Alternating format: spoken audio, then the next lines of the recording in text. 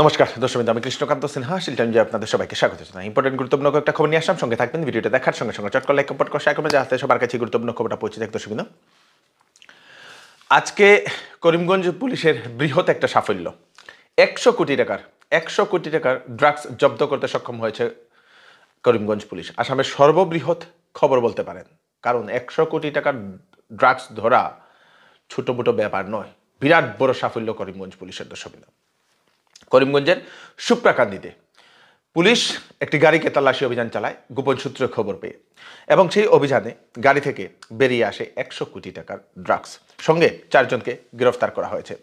মিজোরাম থেকে নিয়ে আসা হয়েছিল সেই ড্রাগসটা এবং পাচার করার উদ্দেশ্যে নিয়ে যাওয়া হয়েছিল, এবং সেখানেই পুলিশ ধরতে সক্ষম হয়েছে 100 কোটি টাকার ড্রাগস। দর্শক, 4 জন ব্যক্তি হচ্ছেন নূর আহমেদ, জোসাং লিনাই, তারপরে রমন ডেকা, তারপরে লালসাম লিয়ানি। 4 জনকে গ্রেফতার করা হয়েছে। এখন আরও জিজ্ঞাসাবাদ করা হচ্ছে, কোথা থেকে কিসের কারণে নিয়ে যাওয়া হয়েছিল, কোথায় নিয়ে যাওয়া হয়েছিল, সেটা এখন জিজ্ঞাসাবাদ করছে। দর্শক, বিরাট বড় সাফল্য আমাদের করিমগঞ্জ পুলিশের, এবং অশেষ অশেষ ধন্যবাদ করিমগঞ্জ পুলিশকে। দর্শক, আপনাদের স্ত্রী কি রিলস বানানোর জন্য ব্যস্ত হয়ে থাকেন? তাহলে আপনাদের জন্য একটা খবর।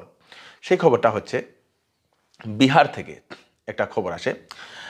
বিহারের বেগুজরাই, সেই বেগুজরাইয়ে একজন মহিলা রিল বানাতো। ওনার 9,500 ফলোয়ার্স। তারপরে স্বামী দিন মজুর করতো, বাড়িতে এসে দেখে মহিলা রিল বানাতে, স্ত্রী রিল বানাতে ব্যস্ত।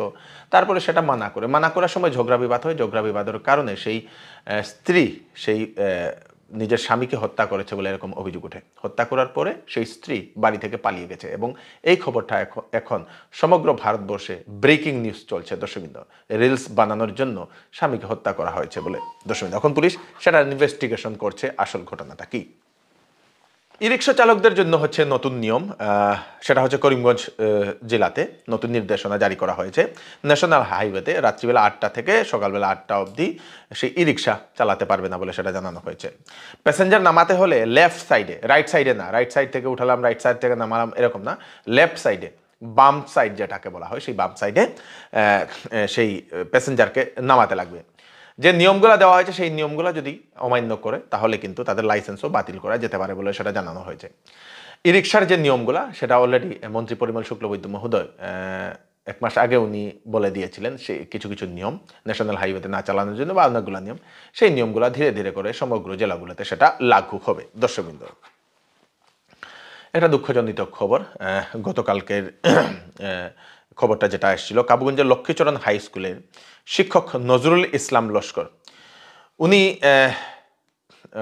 ক্যান্সারজনিত কারণে উনি শেষ নিঃশ্বাস ত্যাগ করেছিলেন, এবং তারপরে উনার জানাজাতে গিয়েছিল অনেক ছাত্রছাত্রীরা, অনেক লোক, এবং সেখানে সেই কাবুগঞ্জের লক্ষ্মীচরণ হাই স্কুলের 2 জন ছাত্রও গিয়েছিল, মুস্তফা আহমেদ লস্কর এবং সেই আসাব গনি। তো সে সময় জানাজা শেষ করে ফেরার সময় সপ্তগ্রাম, সেই সব ধলাই যে সপ্তগ্রাম, সেখানে লাইলাপুর পুলিশ স্টেশনের যে গাড়ি, বোলেরো গাড়ি, সেই বোলেরো গাড়ি, সেই বাইকটিকে, ওরা 2 জন বাইকে নাকি আসছিল, সেই বাইকটিকে ধাক্কা দেওয়ার কারণে গিয়ে মুখোমুখি একটি অ্যাল্টো গাড়ির সঙ্গে নাকি সংঘর্ষ হয়েছে বলে সেটা খবর আসে, এবং তৎক্ষণাৎ তাদেরকে ধলাই হাসপাতালে নিয়ে যাওয়া হয়েছে। সেখান থেকে শিলচর মেডিকেল কলেজ এবং হাসপাতালে নিয়ে যাওয়া হয়েছে। সেখানে শেষ নিঃশ্বাস ত্যাগ করেছে 2 জন। দর্শক, এবং আজকে সেই গ্রামের লোকেরা কাবুগঞ্জের যে রুকনি, সেই রুকনিতে সেখানে ওনারা সেই রাস্তা ব্লক করেন। সরকারের কাছে ওনারা 50 লক্ষ টাকার ক্ষতিপূরণ দেওয়ার জন্য 2 পরিবারকে দাবি রাখেন, তৎসঙ্গে নেওয়ার জন্য স্ট্রিক্ট অ্যাকশন নেওয়ার জন্য দাবি করেন। লিখিত আপনি ওটা দিবাজেন, আপনি বিহাব of honourable deputy commissioner of কাছাড়ের বিহাবে আপনি এটা লইছিলাম, এটা লিখিত দিলে আমরা মেমোরেন্ডামটা হাতে দিব। না না এটা সরকারি মামলা, এটা খুবই দুঃখজনক ঘটনা। আজকে এরই পরিপ্রেক্ষিতে আমরা এলাকার বিভিন্ন সমাজ সচেতন যুবক এবং ছাত্রছাত্রী মিলে আন্দোলন সাব্যস্ত করেছি। আমাদের দাবি হলো যে 2টি গাড়ির চালককে শাস্তি দিতে হবে, এবং নিহত 2 জনকে সরকারিভাবে অবিলম্বে যত শীঘ্রই পারা যায় 50 লক্ষ টাকা করে ক্ষতিপূরণ দিতে হবে। যদি আজকে আমরা লিখিত আশ্বাস না পাই তাহলে আমরা আন্দোলন চালিয়ে যাব।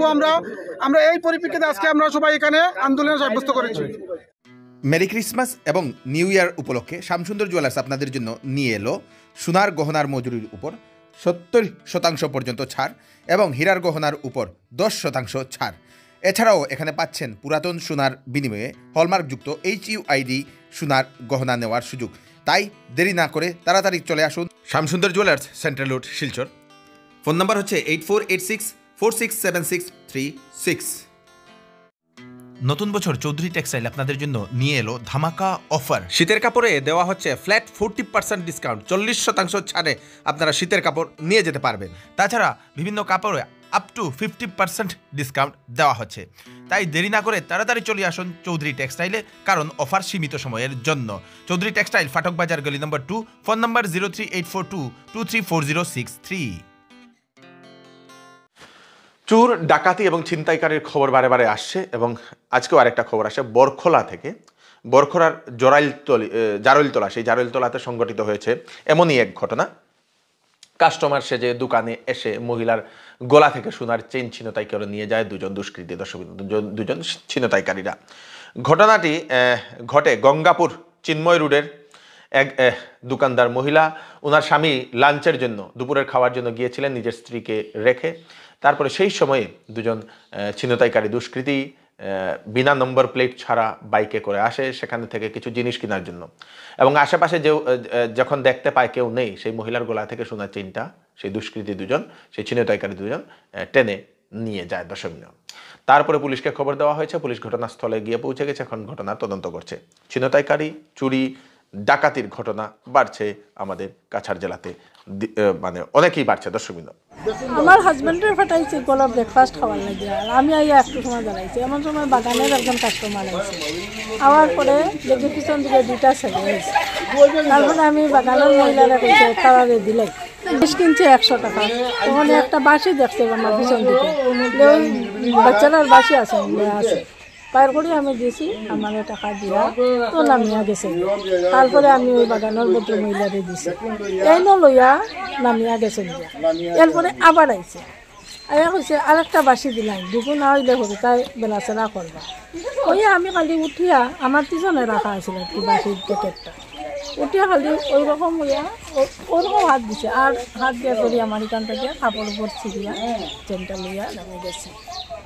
আর আমিও লগে লগে শিকার দিছি, আমার চেন লিয়া যার কি তোর দিছে। নামছি, নামিয়া আমি সিঁড়ি আসছি, আমরা সিঁড়ি নামিয়া আমি ফলো করছি, আছে নাম্বার আছে, দেখি নাম্বার নাই, বাইকটার নাম্বার নাই দেখিয়া। এরপরে ওই সামনে আরো মানুষ দেখছেন, দরইন নিও আমার চেন লইয়া যার দিয়া, চেন লিয়া যার দিয়ে কইয়া আমি 3 পর্যন্ত শিক্ষার দিয়া গেছি। তারপরে 2-3 মানুষ তারা পিছনে গেছে। এরা মানে এত স্পিডে চালাইছে আর কি বাইক। এরা কিছু দিয়া 2 জন আছে। ওই তো ওই রকম আর কি মিডিয়াম বয়সের। জারুতলা 3 মকা সোনাথপুর রাস্তায় 2টা সময়। দিদির নামটা কি? স্বপ্না আচার্য। বদরুদ্দিন আজমল ভগবান শ্রীরামের পূর্বপুরুষ ছিলেন, এরকমই এক মন্তব্য করেছেন অশোক সিংহল মহোদয়।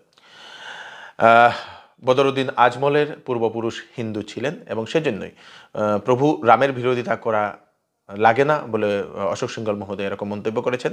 যেহেতু উনারা আরব থেকে আসেননি, আমাদের ভারতবর্ষেই ছিলেন এবং সেখানেই উনারা কনভার্ট হয়েছিলেন বলে অশোক সিংহল মহোদয় এরকমই একটা মন্তব্য করেছেন এবং সেই মন্তব্য নিয়ে অনেকেই প্রতিক্রিয়া ব্যক্ত করেছেন। দর্শকবৃন্দ, ক্রিকেটার মোহাম্মদ সামিকে দেওয়া হয়েছে অর্জুনা অ্যাওয়ার্ড। রাষ্ট্রপতি দ্রৌপদী মুর্মু মহোদয় আজকে এই সম্মানটি প্রদান করেন ক্রিকেটার মোহাম্মদ সামিকে।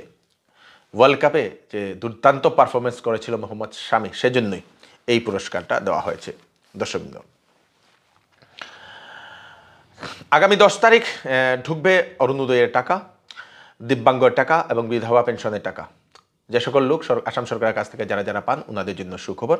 10 তারিখে আপনাদের অ্যাকাউন্টে টাকা ঢুকবে। অরুণোদয় টাকা যদি পান টাকাও ঢুকবে, আপনারা একবার চেক করে নেবেন। শিলচরের শরৎপল্লীর হৃদয়ের সামাজিক ও সাংস্কৃতিক সংস্থার পরিচালনায় সার্বজনীন শনি পূজা আয়োজন করা হবে আগামী 12 এবং 13 জানুয়ারি। বিভিন্ন অনুষ্ঠান রাখা হয়েছে প্রতি বছরের ন্যায় বলে সেই সংস্থার কর্মকর্তারা জানিয়েছেন। হৃদয় সামাজিক সংস্থা 28 বছরের আমরা যেটা পূজার আয়োজন করেছি, সেই পূজার সার্থকতার মধ্যে আমরা একটা ডিসিশন নিয়েছি আমরা আজীবন সম্মান দান করেছি কালীকিঙ্কর চক্রবর্তীকে, কালী পঙ্কজ চক্রবর্তীকে। উনি ক্যান্সার হসপিটালে এখনও বিনা বেতনে উনি পারিশ্রমিকে উনি কাজ করে যাচ্ছেন কেমোথেরাপিতে। এটা একটা ব্যতিক্রমী সিদ্ধান্ত আমাদের হৃদয় এনজিওর। তারপরে আমরা আস্তে আস্তে আমরা যেহেতু কয়েকজন উপস্থিত অতিথিবৃন্দদিগকে আমরা প্রদীপ প্রজ্বলনের মাধ্যমে আমাদের শুভারম্ভ হবে। দর্শকবৃন্দ, এই হচ্ছে আজকে স্পেশাল আপডেট আপনারা তাড়াতাড়ি জন্য স্বার্থে সবাইকে পাঠিয়ে দেবেন যাতে সবার কাছে পৌঁছে যাক। আমি কৃষ্ণকান্ত সিনহা আবার নতুন আরেকটি ফ্রেশ আপডেট নিয়ে আবার আপনাদের সবার সামনে ফিরে আসবো। ততক্ষণ আপনারা সুস্থ থাকবেন, সেফ থাকবেন, সবাইকে সেফ রাখবেন। নমস্কার।